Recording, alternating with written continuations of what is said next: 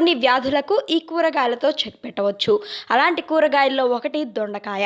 దొండకాయను తినడానికి చాలామంది ఇష్టపడరు. కానీ దొండకాయ వలన మన ఆరోగ్యానికి ఎన్నో ప్రయోజనాలు కలుగుతాయి. ఆ ప్రయోజనాలు తెలిస్తే ఖచ్చితంగా ఆ కూరను తింటారు. ఆ ప్రయోజనాలను మనం తెలుసుకుందాం. దొండకాయను తినడం వల్ల మధుమేహ వ్యాధి నియంత్రణలో ఉంటుంది. అంతేకాకుండా వాటి ఆకుల్లో కూడా మంచి ప్రయోజనాలు ఉన్నాయి. దొండ ఆకు లేదా దొండ తీగ రసాన్ని రోజు 30 గ్రాముల వరకు సేవిస్తే మధుమేహ వ్యాధి పూర్తిగా అదుపులోకి వస్తుంది. ఈ ఒక్క పద్ధతిని పాటించి మీ మధుమేహ సమస్యను తగ్గించుకోండి. దొండ ఆకులు, నల్ల ఉమ్మెత్త ఆకులు, చిక్కుడు ఆకులు సమానంగా తీసుకొని రసంగా చేసుకోవాలి. ఆ రసాన్ని అరికాళ్లకు రాసుకోవాలి. అలా చేయడం వలన అరికాళ్ళలో వచ్చే మంటలు పూర్తిగా తగ్గుతాయి.